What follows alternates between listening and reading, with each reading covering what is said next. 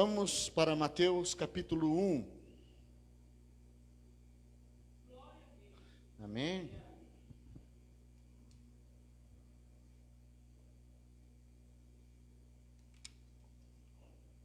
O primeiro dos evangelhos sinóticos. Lucas fala sobre esse assunto também. Foi um historiador, ele fala com outros detalhes. Mas nós vamos falar, eu gostaria de falar de uma maneira muito simples, para que você entenda a essência do que o Senhor colocou no meu coração. Nós vamos falar sobre José.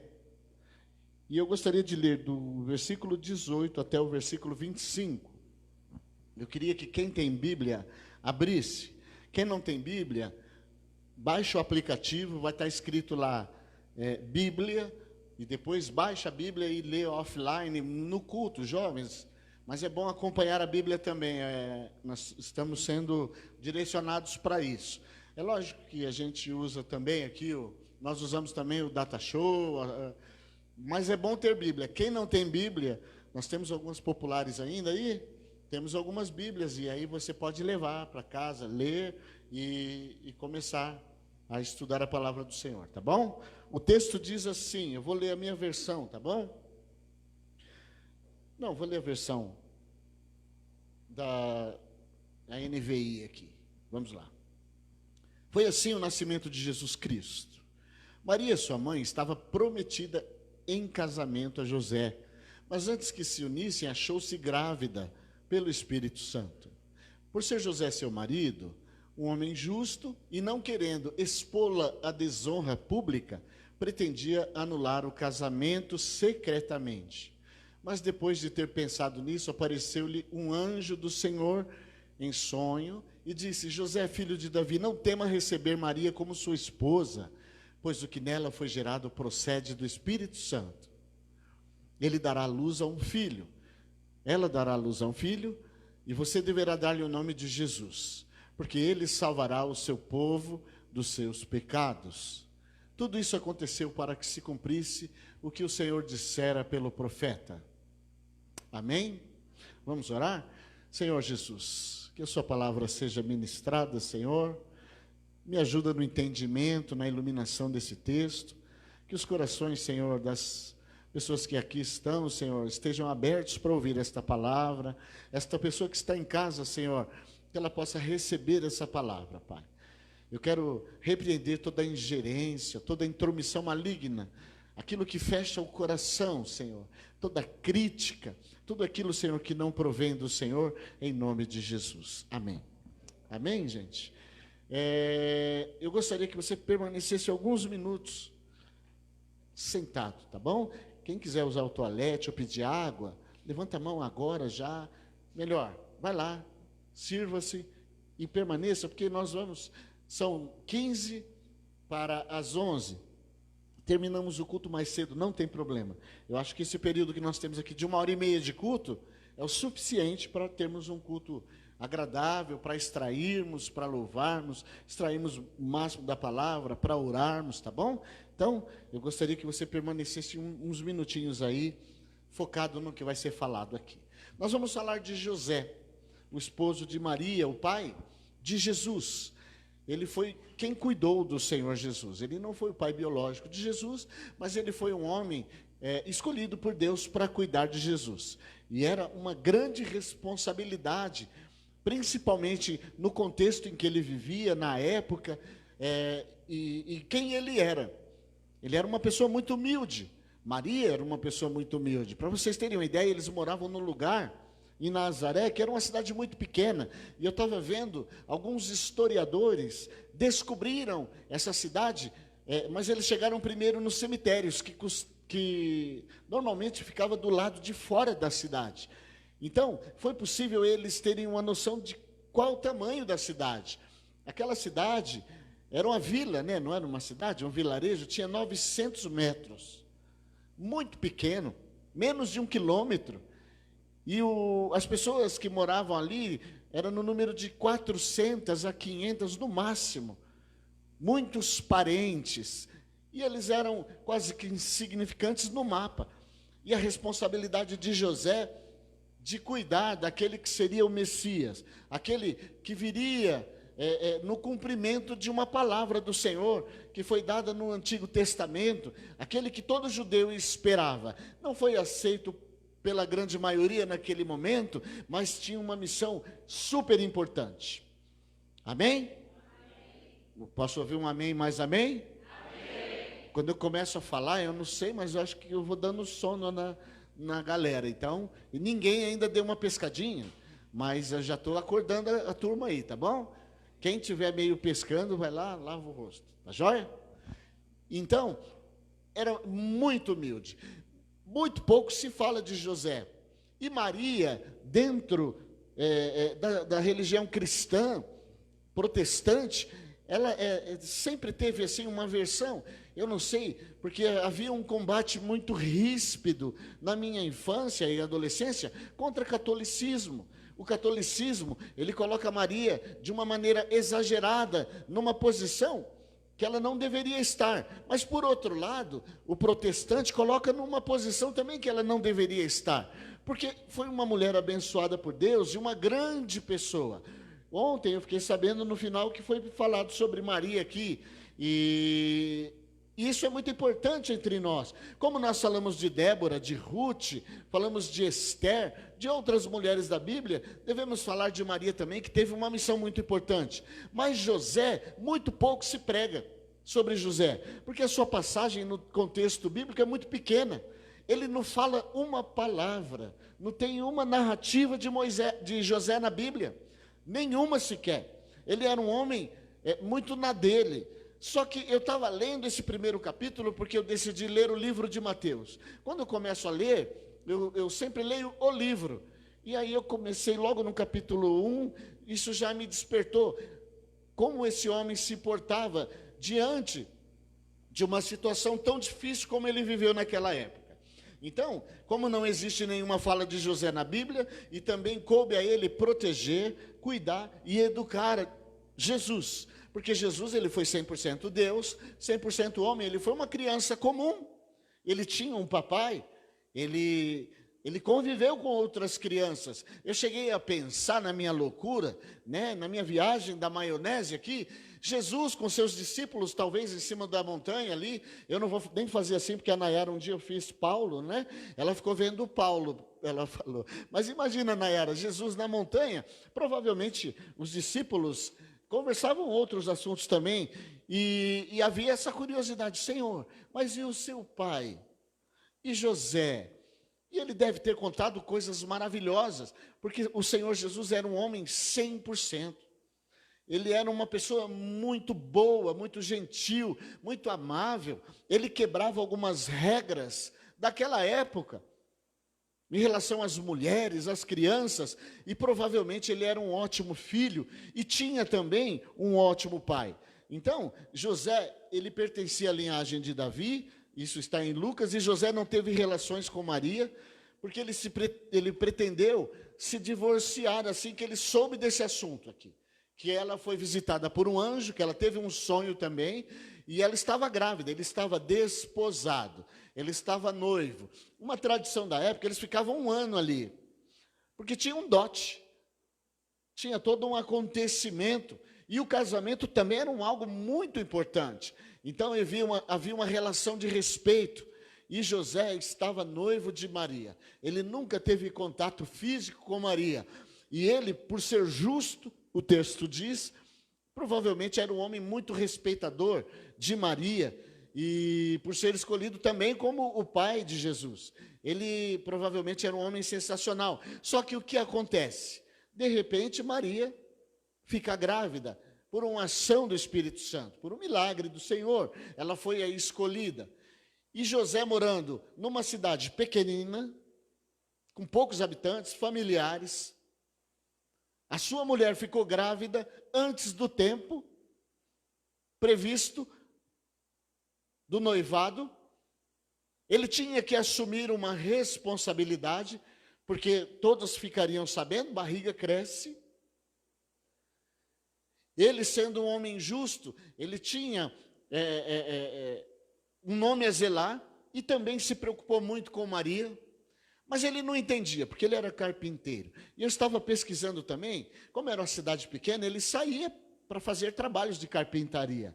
Naquela época não existia arquitetos, engenheiros, tinha muito trabalho para José. Ele é o carpinteiro. Tem um texto que Jesus, ele é tido como Jesus o carpinteiro também, porque ele era filho de carpinteiro e dentro da tradição daquela época os pais ensinavam para os filhos. Mas ele ficou numa situação muito difícil, numa situação muito enroscada nesse texto. Só para citar, a Bíblia fala tão pouco de José que até 12 anos de idade, Jesus ainda tem uma relação com José na Bíblia. Depois disso não se fala mais, porque José era um homem íntegro, temente ao Senhor.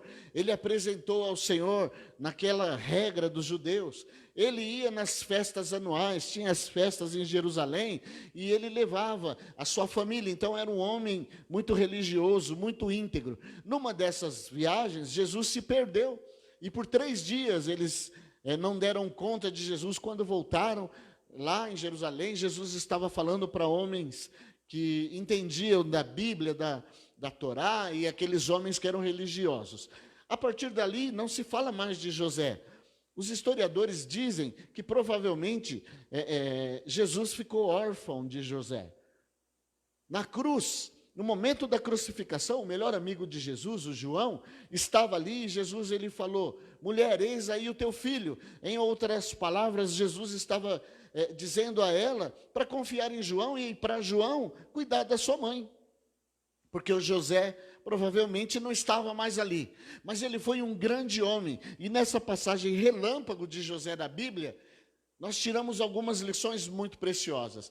Eu vou citar pelo menos 3 lições preciosas da vida de José para nós aplicarmos na nossa vida. Amém? Mas o que ele tinha de especial? Ele era uma pessoa inculta, era uma pessoa simples, comum, morava num vilarejo, mas ele tinha algo muito especial. Amém? Então vamos lá. Primeiro, José foi muito pouco citado. Ele é muito pouco citado nos nossos dias, naquela época também. Mas ele foi fundamental, mesmo sem estar em evidência. Ele cumpriu um propósito. Nós falamos muito aqui sobre propósito. As pessoas não entendem o seu propósito. Nós, como igreja, temos propósitos. Temos missões. Temos aqui visões de visão. Temos aqui dons pessoais. A semana passada, na pregação, eu falei sobre os viscerais, sobre os emotivos, sobre aquelas pessoas mais acadêmicas, mais racionais. Mas Efésios tem um texto que fala sobre uma divisão que acontece dentro da igreja, que é muito similar às profissões daquela época, com exceção de profeta. Mas o apóstolo, aquela pessoa que é empreendedora, que vai para cima, que faz, tinha pessoas assim naquela época. O pastor, ele cuidava de ovelhas e foi colocado ali como um paralelo para uma pessoa que cuida de pessoas, que tem essa tendência natural de ajudar, de cuidar de pessoas. Tem também o evangelista, aquela pessoa que atrai, que traz pessoas, que fala. E tem o mestre, que é o professor. O evangelista, na época, ele anunciava as boas novas, ele atraía pessoas. Geralmente, o evangelista é um vendedor. O Cadu vai ser um evangelista, porque fala mais do que o homem da cobra. É assim que fala? O Cadu, ele rouba as palavras. Ele vai ser um evangelista. E o mestre é aquele que ensina. Nós temos um exemplo aqui, a pastora Rose, ela naturalmente ela ensina muito bem. Está no DNA dela. Então, cada um tem as suas posições dentro da igreja. Nós temos que descobrir isso e desenvolver, ok? Temos que fazer discípulos dentro daquilo que é a nossa especialidade. Estávamos conversando ontem, eu e a Simone, a respeito disso, de fazer discípulos.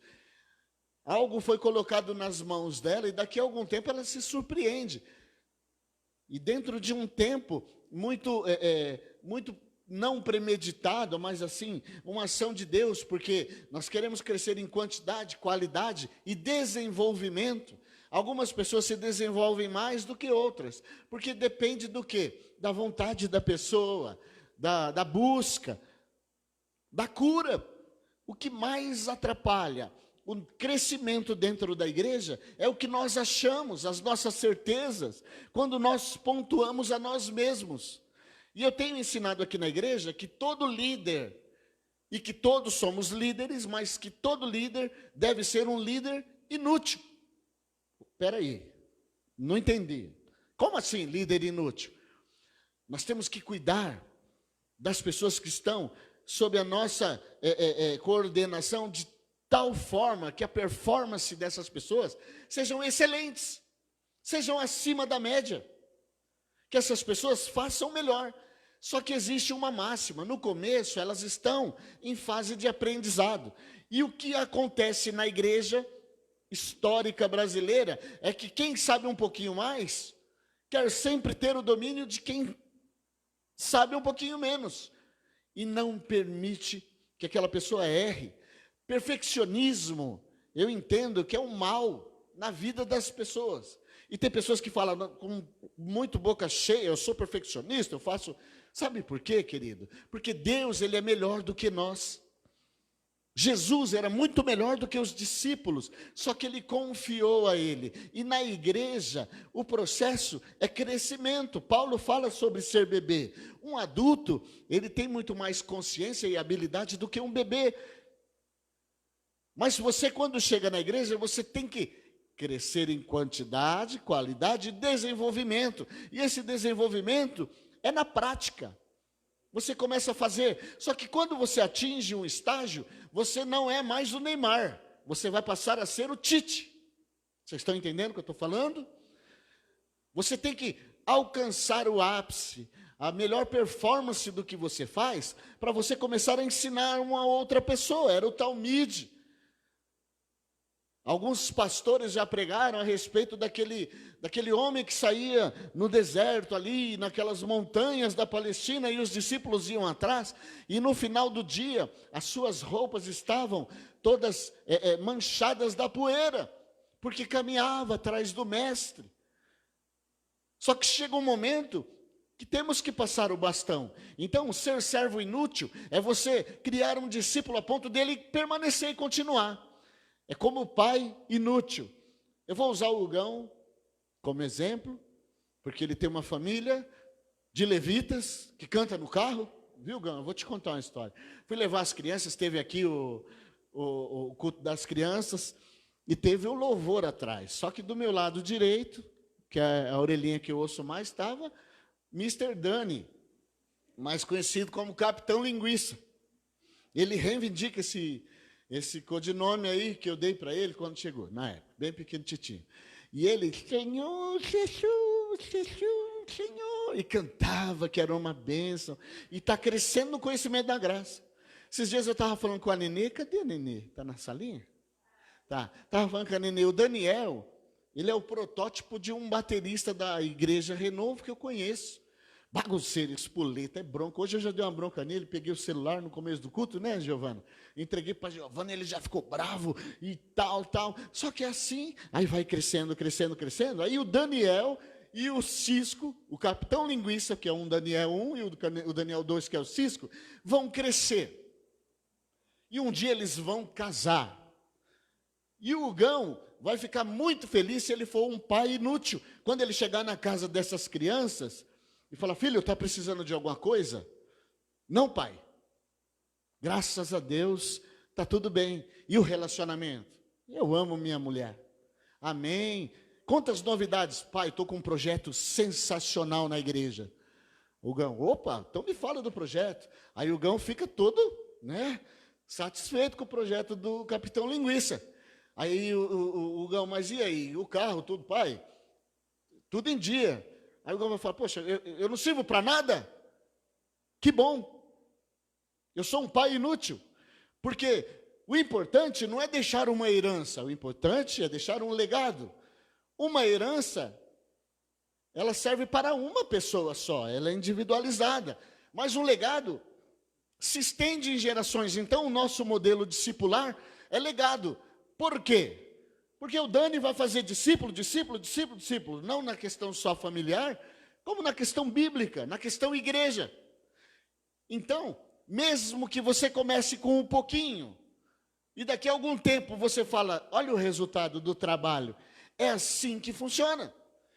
Porque quando tem muita movimentação e pouco entendimento, isso acaba trazendo holofotes para um líder apenas. Só que ele estica uma corda até um momento. E eu falo aqui que o sucesso é um fio do ridículo.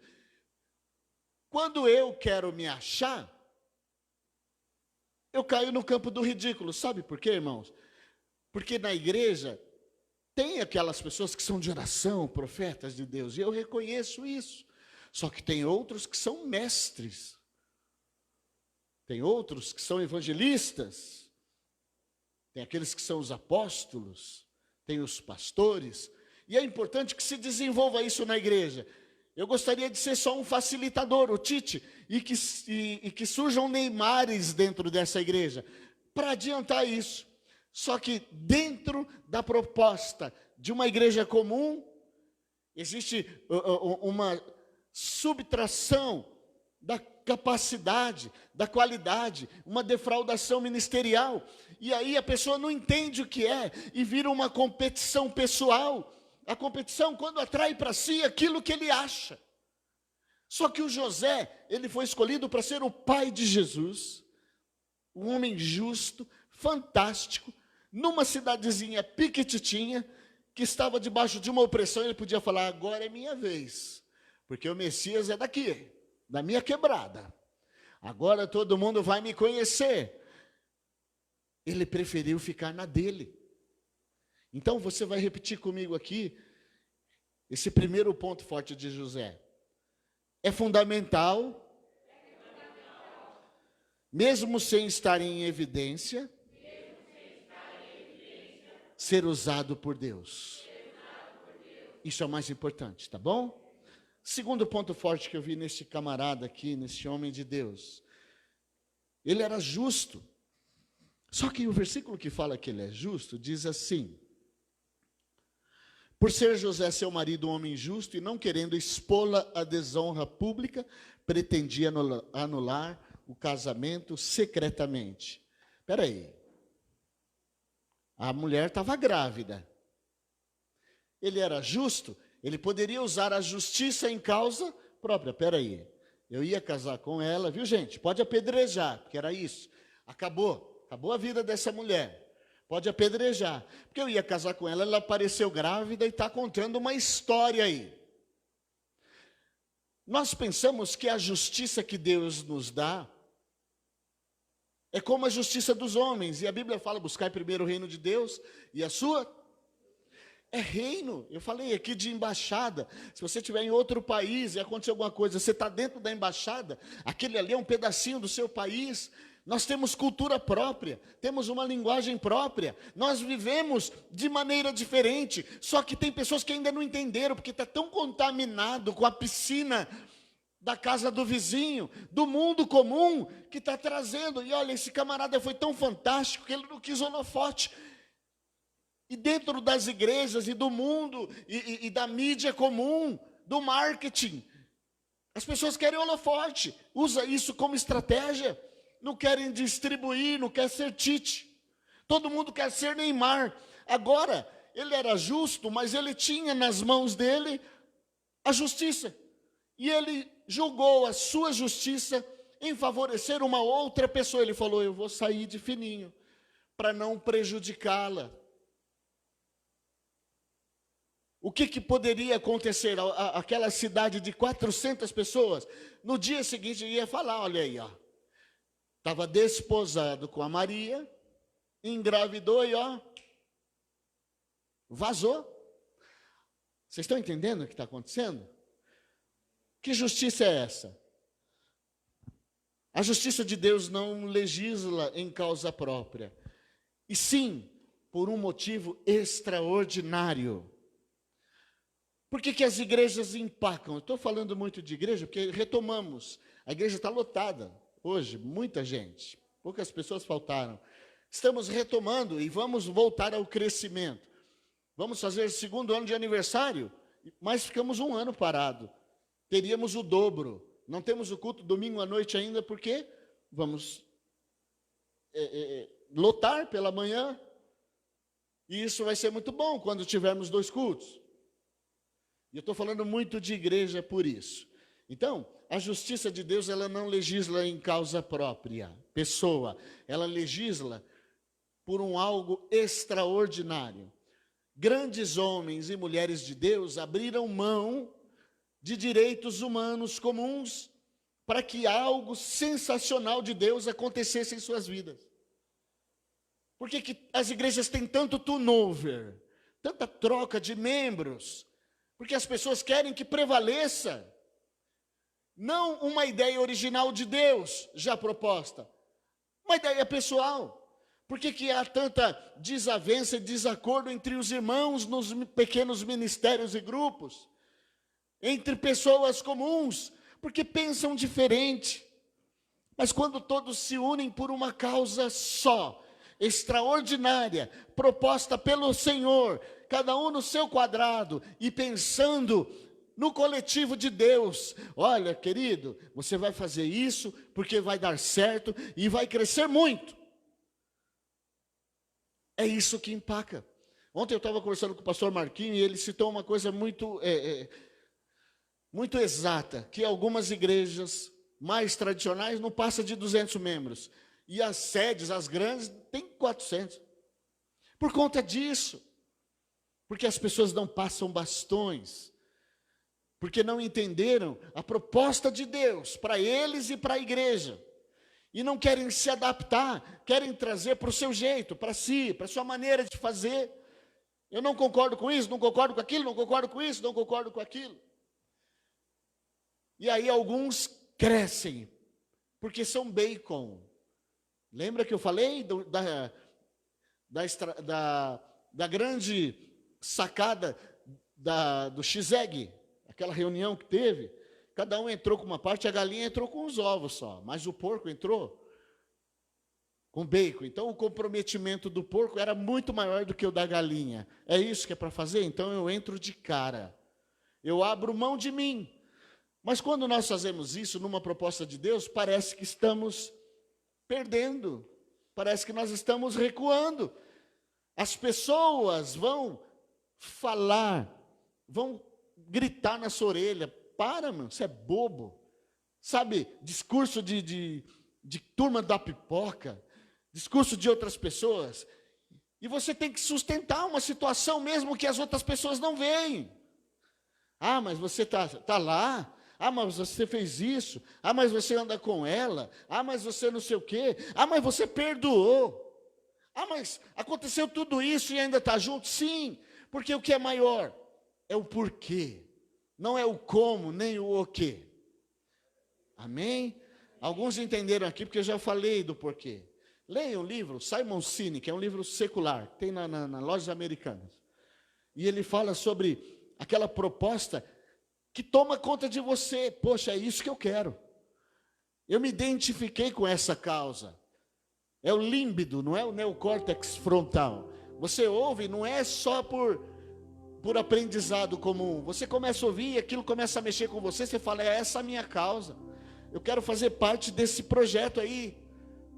Nem que eu seja o Tite, eu quero formar Neymares. E aí, a proposta de Deus, ela se torna maior do que o que nós pensamos ou que nós achamos. Nós abrimos mão, às vezes, que é muito difícil. Nós começamos a perdoar. Nós entendemos que coisas aconteceram. Entendemos que as pessoas erram. Sabe? Você já pensou se José, durante toda a trajetória dele, Maria, mas eu não entendi muito bem o que está acontecendo aí não. Aí acontecia uma situação, Maria, você está na minha mão, e tal, e vai. Faltou maturidade. E José entrou de cabeça. Por que ele entrou de cabeça? Repete comigo assim, justo. A justiça de Deus não legisla em causa própria. E o terceiro, ele pensou antes de fazer. O texto diz assim, mas depois, o versículo 20 diz assim, mas depois de ter pensado nisso, aí apareceu-lhe um anjo. Olha aí, depois de ter pensado. Tem uma outra máxima que eu sempre falo aqui, que é espancar as ideias. Sabe, querido, querida, antes de tomar uma decisão que pode mudar todo o curso da sua vida, espanque a ideia. Espere uma resposta de Deus. Coloca nas mesas os seus sentimentos. Talvez você tenha errado e continue errando há tanto tempo. Só que você está olhando só para a grama do vizinho. E está correndo numa esteira. Não vai, não anda. É porque eu não aceito, eu não penso assim. E você não se faz parte de um grande projeto de Deus. Porque você não parou para pensar ainda. Você fala o que vem, o que pensa. E existe um algo que já falei aqui também. Presta atenção. Você pensa, isso vira um sentimento, que depois vira um comportamento. Então, primeiro é o pensamento, e às vezes nós somos enganados pelo nosso coração. Às vezes nós nos traímos. Sabe por quê? Porque nós nos auto-sabotamos. Nós somos contra nós mesmos, às vezes. Eu já falei de crença limitante aqui. Tem pessoa que guarda algo desde a infância e ele tem facilidade de dizer sim, que no fundo é para ser aceito. E aí ele fala sim, sim, sim, sim, sim, e se enrosca todo. Ou dizer não, porque teve uma negativa lá atrás, do passado. Aí tudo não. Oh, não sei o que lá. Não. Oh, não. Nenhuma proposta vai ser aceita quando não tiver mais do que 50%. Tem pessoas que se auto-sabotam, não reconhecendo o valor que elas têm. Dentro de uma proposta comum, José não tinha valor nenhum. Ele morava na quebrada. Olha, não é ZL, é Jardim Pantanal. Como é que chama o lugar que o Racionais? Capão Redondo. 400 pessoas na quebrada, longe. Para chegar lá era ruim, difícil. Tudo parente, um conhecia a vida do outro. Desde 500 anos atrás, Isaías já profetizava que viria o Emanuel. De repente acontece ali. Sabe, queridos, ao mesmo tempo que ele tinha uma vida simples, ele era um homem justo, ele reconhecia quem ele era. Deus, ele não escolhe com quem ele vai fazer essas coisas extraordinárias. Só que às vezes você se auto-sabota. Esses dias eu vi meu filho. Eu falo que é meu filho porque é uma relação antiga. Na época do cabelo ainda. Você sabe o que eu estou falando. E meu filho chegou na igreja. Aí, meu querido, é a senha, né, Tiago? A gente chega aqui para ensaiar, bate no portão. Aí o Tiago já fala, qual que é a senha? Ele, meu querido. É a senha. Ele, então, meu querido, queria aprender a tocar um cavaquinho aí e tal. Falei, vem aí e tal. Uma exigência. E chegou e tal, cavaquinho, tal. Aí ele entrou na igreja. Não era aqui ainda, era na garaginha. Aí ele ficava pro culto. E não sei o que. Dona Josi. Cadê Dona Josi? Está na salinha. É bom que ela não ouça. Dona Josi era um silêncio total. Primeiro, nós não conhecíamos Dona Josi. Aí Dona Josi chegou, ela não falava nada. Ela e a Lana... Era só na comunicação mental, né?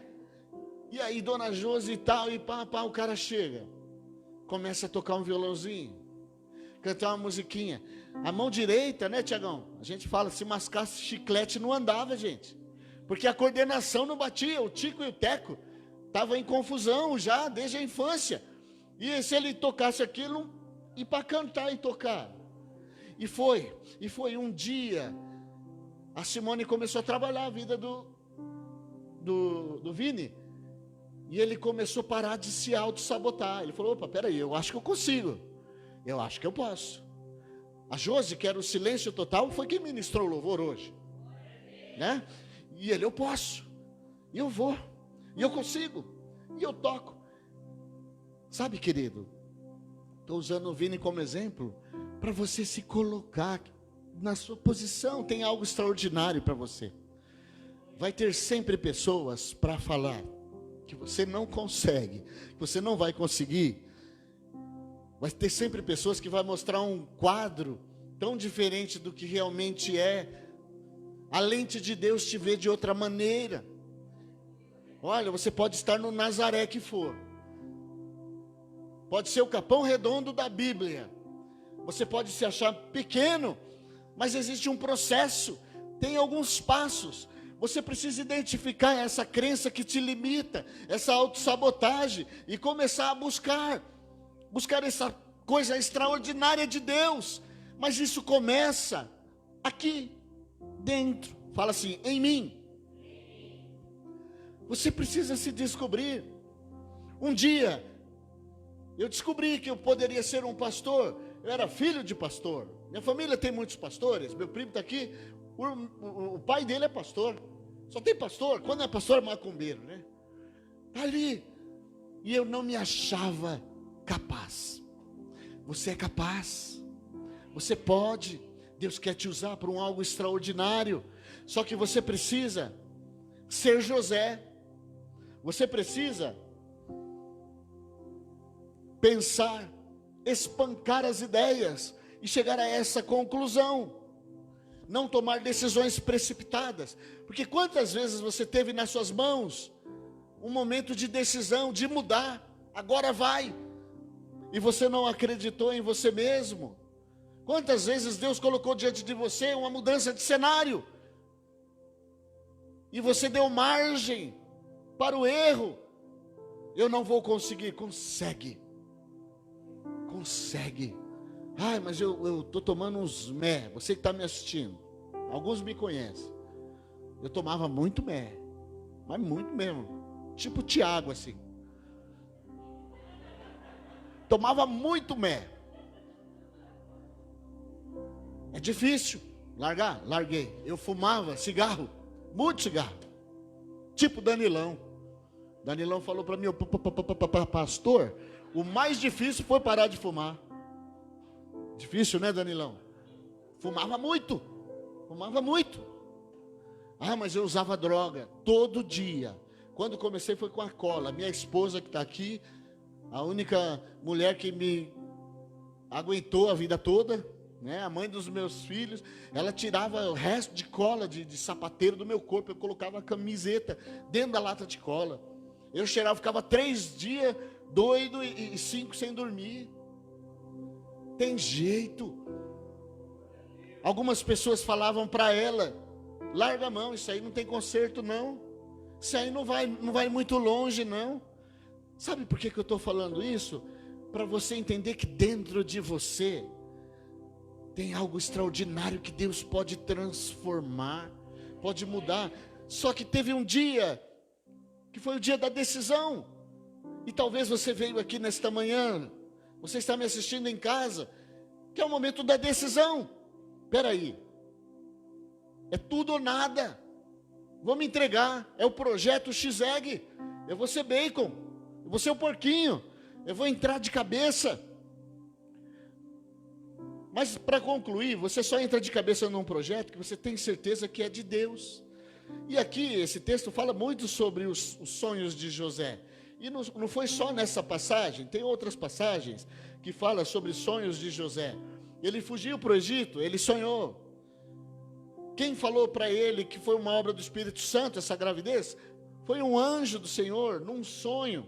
Então, primeiro, o José, ele sabia identificar quando Deus falava com ele. Era uma certeza que ele mudava de cidade, ele assumia uma condição como essa.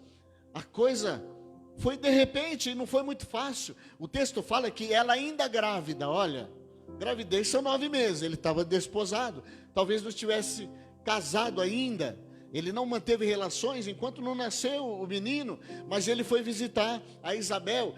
Há quem diga, alguns historiadores, porque eu assisti algumas histórias, e inclusive li algumas coisas do catolicismo, para ver o que acontece, livros apócrifos, falam sobre uma história de José também. Eu dei uma passada essa madrugada, nessas leituras, para me entender. Há quem diga que ele foi para a casa da prima de Maria, que era Isabel, que os 2 bebês ali vibraram, né? Eles comemoraram aquele encontro para fugir da cidadezinha. Ele segurou uma situação difícil, mas ele tinha certeza que Deus estava no negócio. Por quê? Porque ele sonhou, e o anjo do Senhor falar com ele. Querido, você conhece a voz de Deus? Você tem buscado uma santidade, uma santificação? Você tem refinado esse contato, esse filtro, a ponto de saber, não, Deus está falando comigo? Tem que passar pelo processo da justiça de José, de ser diferente. Por que tantos questionamentos? Por que tanta dúvida? Por que tanta crítica? Por que tanta injúria? Por que tanto se criticar, se auto-sabotar? Está na hora de se livrar disso, para ouvir a voz de Deus, porque vai chegar para você a notícia de um grande projeto. Só que você tem que ter certeza, porque esse rapaz, ele estava numa situação muito difícil, e de repente ele teve um sonho.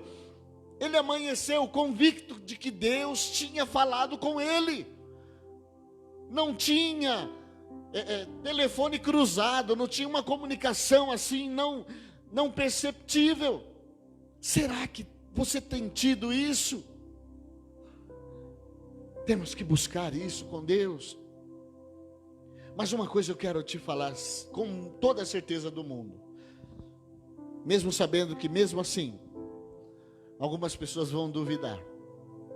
O Senhor está falando para você nesta manhã a respeito de uma decisão que você tem que tomar. Talvez essa decisão vai confrontar aquilo que você pensa. Talvez essa decisão vai confrontar aquilo que você quer. Talvez essa decisão vai te colocar diante de outras pessoas,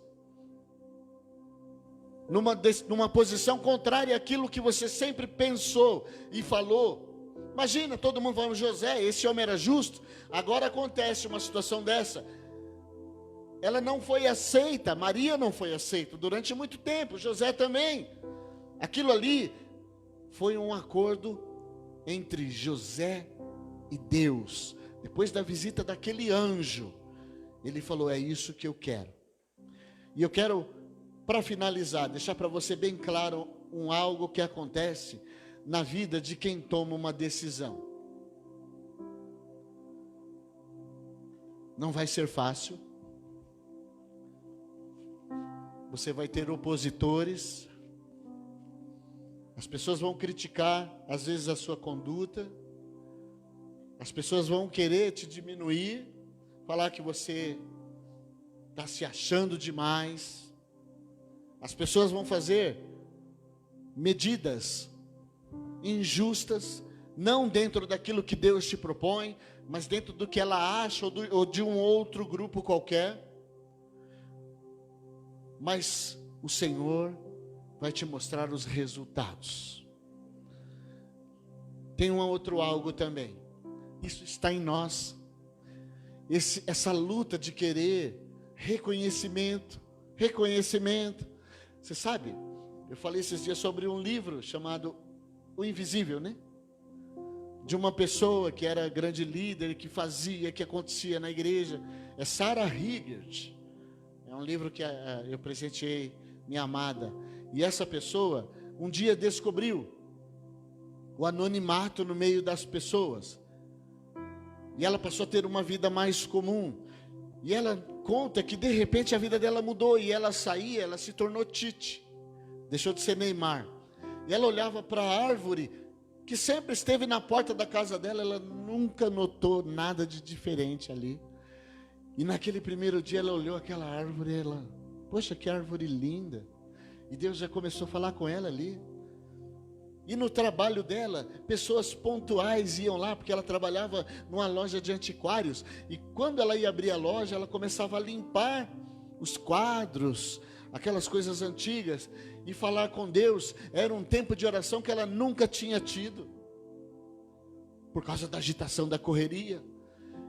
E aí começou a ter um outro ciclo de relacionamento, de amizades, pessoas com idades diferentes da que ela trabalhava na igreja, porque ela trabalhava com jovens. Aí iam senhoras com N problemas, e ela ouvia mais do que falava, e ali ela podia pregar a palavra do Senhor de uma maneira diferente. E foi um tempo que essa pastora viveu para entender aonde ela deveria estar, e como ela deveria agir, o que fazer, e o que Deus tinha para ela, que era algo mais do que extraordinário.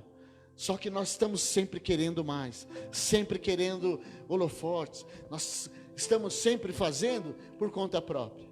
Repete comigo: fundamental, mesmo sem estar em evidência. Repete comigo: a justiça de Deus não legisla em causa própria. Ele morreu por você.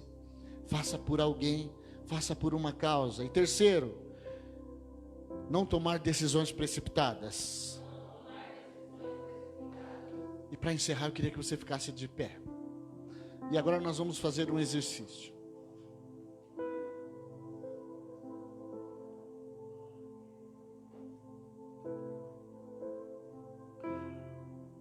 Olha, você talvez não tenha sonhado com um anjo essa noite, não teve uma teofania, não teve uma profecia, mas Deus está falando com você, tá?